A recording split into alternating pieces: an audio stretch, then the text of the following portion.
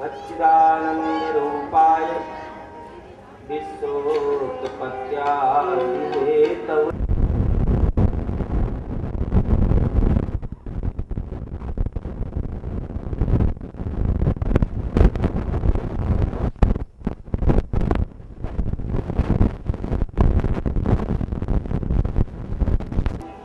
भगवान व्यास जी ने भगवान के परम मंगलमय स्वरूप जो सत्य स्वरूप है, जो चित्त स्वरूप है, जो आनंद के स्वरूप है, ऐसे परमात्मा के स्वरूप का वंदना किया है। सच्चिदानंद रूपाय कार्य क्या है? विश्वोत्पत्त्यादि हेतवे सृष्टि को उत्पन्न करना और सृष्टि का पालन करना और पुनः सृष्टि का विलय करना, उत्पत्त्यादि हेतवे, और फिर तापत्रय विनाशाय, दैहिक दैविक भौतिक, ऐसे तीन ताप जो परमात्मा मानव के जीवन में आए हुए सभी तीनों तापों को समाप्त कर देते हैं। ऐसे परमात्मा भागवत महापुराण का शुभारंभ किया है। सच्चिदानंद रूपाय विश्वोत्पत्त्यादि हेतवे तापत्रय विनाशाय श्री कृष्णाय वयं नमः। हम सभी लोग मिलकर के ऐसे परमात्मा श्री कृष्ण को बारंबार नमस्कार करते हैं। यं प्रव्रजन्तमनुपेतमपेत कृत्यं द्वैपायनौ विरह कातरया जुहाव पुत्रेति तया तन्मय तर्वो अभिनेदुस् तं सर्वभूत हृदयं मुनिमानतोऽस्मि।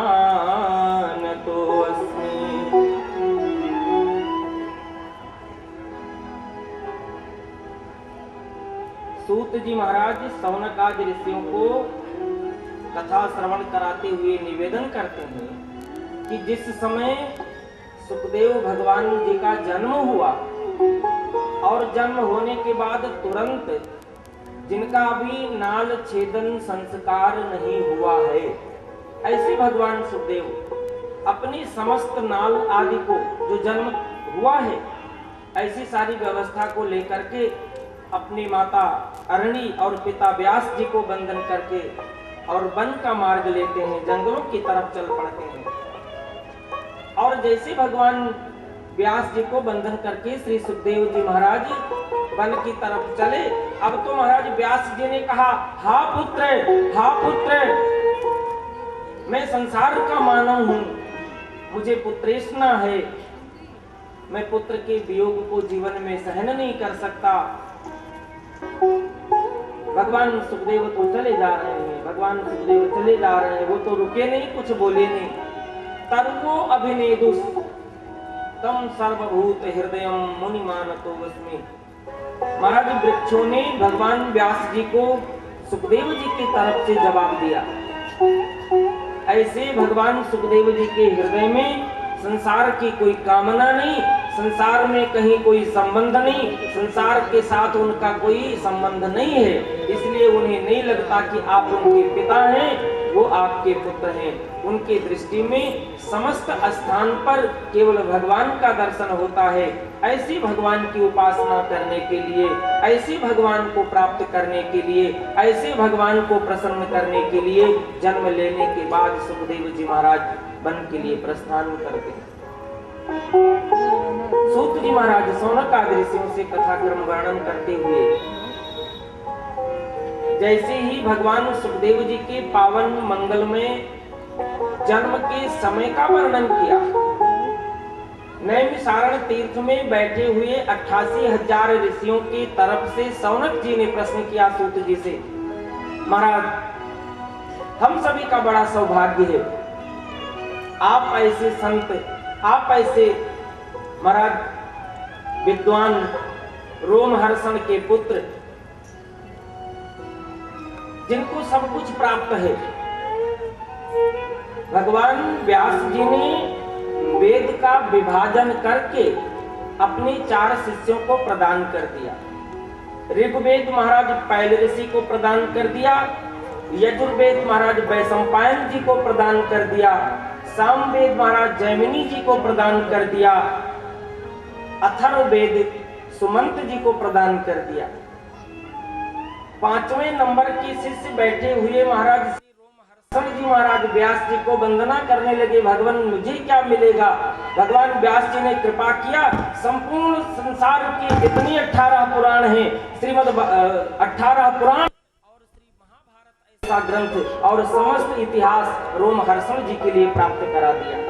समस्त इतिहासों का ज्ञान रोमहर्षण जी ने अपने पुत्र सूत जी को प्राप्त करा दिया है। आज शौनक आदि ऋषियों ने व्यास जी के दिए हुए सूत जी के पिता को वरदान और वो ज्ञान जो सूत जी के पास आया है उसका स्मरण करा करके शौनक आदि ऋषियों ने कहा, हम लोग बड़े सौभाग्यशाली हैं। आप ऐसे संत और विद्वान जिनको इतिहास और पुराण सब कुछ ज्ञान है, आप कृपा करें। और कृपा करके भगवान सुखदेव के जन्म का पावन चरित्र प्रारंभ ही इतना अच्छा है, तो उनका पूरा जीवन कितना अच्छा होगा और जो जो कृत्य किया उन्होंने वो कितना अच्छा होगा। और शौनक जी कहते हैं, मैंने सुना है संसार में माया से बचने के लिए भगवान सुखदेव जंगल के रास्ता को पकड़ लिए थे। आज हम सभी बैठे हुए 88,000 ऋषियों पर कृपा करके ये कोई युक्ति बताएं, कोई उपाय बताएं, हम लोग भी इस माया से बच जाएं। सूत जी महाराज बड़े प्रसन्न हुए और शौनक जी के पूछे हुए प्रश्न का उत्तर देते हैं। माया से बचने का उपाय केवल भगवान का शरण है, केवल भगवान की भक्ति है और कोई दूसरा उपाय नहीं कि जो माया से सुरक्षा कर पाए। भागवत महापुराण में नहीं, अन्यत्र सत्योपाख्यान नामक ग्रंथ में वर्णन आता है। मां पार्वती जी ने भगवान शिव से कहा, भगवान आपके गले में माला किसकी है? भगवान शिव ने कहा, देवी ये तो आपकी माला है मेरे गले में।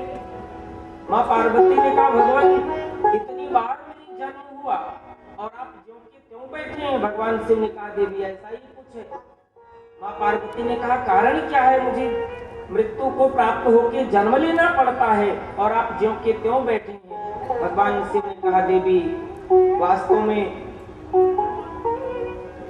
जो अमरत्वता को प्रदान करता है, ऐसे उस अमरत्वता के प्रदान करने वाले पावन रस का मैं पान कर रखा हूँ, ऐसे अमृत का पान कर रखा हूँ, इसलिए मुझे ना तो मरना पड़ता है और ना मुझे जन्म लेना पड़ता है। पार्वती माँ ने कहा, भगवान घर में कल्प वृक्ष हो और फिर दरिद्रता ना मिटे, घर में ही आपके जैसे इतने बड़े योग्य और योगी तपस्वी और ज्ञानी बैठे हों और मुझ जैसे पार्वती के जीवन में उस अमृत रस की प्राप्ति ना हो। भगवान शिव ने कहा, देवी मैं तो कृपा कर देता हूँ, आप उसे ग्रहण करो। और वर्णन आता है तो भगवान शिव जी पार्वती माँ के लिए अमर कथा सुनाने के लिए तैयार हुए। तो भगवान शिव ने कहा, देवी एक कार्य करता हूँ, इस अमर कथा को वो सुने जो इसका अधिकारी हो। थोड़ी सी जगह सभी जीवों से खाली कर लेते हैं जहां पर कोई दूसरा इसका अनाधिकारी ना सुन ले। भगवान शिव ने उस जगह को खाली कर लिया जहां बैठे हुए हैं भगवान शिव और मां पार्वती। वर्णन मिलता है उनके आसन के नीचे ही एक तोते का छोटा सा अंडा जो अब जीवित अवस्था में नहीं है वहीं पड़ा रहा। भगवान शिव अमर कथा का प्रदान करने लगे मां पार्वती जी के लिए। पार्वती मां श्रवण करती हैं, भगवान शिव कहते हैं। धीरे धीरे समय व्यतीत हुआ, मां पार्वती को नींद आ गई। भगवान शिव अपने ध्यान अवस्था में बैठ करके अमृत रस प्रदान करते हैं। देख लिया कि मां पार्वती जी को निद्रा आई। थोड़ी देर बाद में पता लगा तो पार्वती मां को जगाया और प्रश्न किया, देवी आप तो निद्रा में थी, कथा सुन कौन रहा था? तो त्रिशूल को आदेश दिया, जिसने भी कथा सुनी हो, शायद वो अधिकारी ना हो, अनाधिकारी हो, पात्र ना हो, कुपात्र हो, ऐसी जगह वो अमृत का रस, अमृत बिंदु ना जाए, उसे अभी समाप्त कर दो। त्रिशूल मारने के लिए चला, लेकिन वो मृग जो है तोते का शावक उस अंडे से निकलकर तोते रूप में बना और आगे आगे भागकर उड़ने लगा। पीछे त्रिशूल भगवान शिव जी का भागते हुए कहां पहुंचा, जहां पर सरस्वती जी के किनारे, मां सरस्वती पावन नदी के किनारे व्यास जी का आश्रम, माता अरणी और भगवान व्यास जी बैठे हैं। वहीं जाकर के आज तो सुख शावक ने माता अरणी के मुखमंडल में प्रवेश कर लिया। प्रवेश करके बहुत समय तक उधर में निवास के बाहर निकलते नहीं। भगवान व्यास ने प्रार्थना किया है तो भगवान सुखदेव कहते हैं बाहर तो आऊंगा, लेकिन एक शर्त होगी। बोले क्या? बोले आप मुझे आश्वासन दे दो कि बाहर आने के बाद मुझे माया नहीं सताएगी, मेरे पीछे माया नहीं पड़ेगी। भगवान व्यास ने आश्वासन दिया। सुखदेव भगवान जन्म लेकर आए, फिर भी संसार में नहीं रुकना चाहते, उस माया से बचना चाहते हैं। सूत जी महाराज कहते हैं माया से बचने का उपाय भगवान की शरण है, भगवान की भक्ति है, और कोई दूसरा उपाय नहीं है। सोनक आदृश्यों ने कहा भगवान हमें भी भगवान की भक्ति के मार्ग पर चलने के लिए ऐसी कोई भगवान की कथा जैसे सुनने के उपरांत तो उस मार्ग पर हम चले। भगवान के पावन चरित्र जिसमें भक्ति भी हो, ज्ञान भी हो, वैराग्य भी हो और समस्त तत्व भी भरा हो। वास्तव में भाग से भक्ति, गा से ज्ञान, वा से वैराग्य और ता से तत्व, जिसमें सब कुछ भरा हो, भक्ति ज्ञान वैराग्य का तत्व भरा हो, ऐसे श्रीमद् भागवत महापुराण पावन ग्रंथ का शुभारंभ करते हैं महाराज सूत जी। सूत जी महाराज जी ने कहा यदि आपके हृदय में भगवान के पावन चरित्र को श्रवण करने की जिज्ञासा है, संसार में माया से बचने की जिज्ञासा है, भगवान की भक्ति करने की जिज्ञासा है, भगवान के शरण में जाने की मन में उत्कंठा है, तो निश्चित रूप से भागवत महापुराण एक ऐसा ग्रंथ है कि भगवान की भक्ति हृदय में जागृत हो जाती है।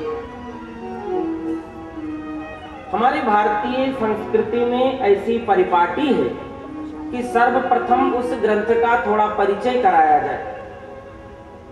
आज थोड़ा विलंब हुआ, बहुत सारे व्यवस्था, बहुत सारे कार्य करते हुए हम सभी लोग यहाँ पहुंचे।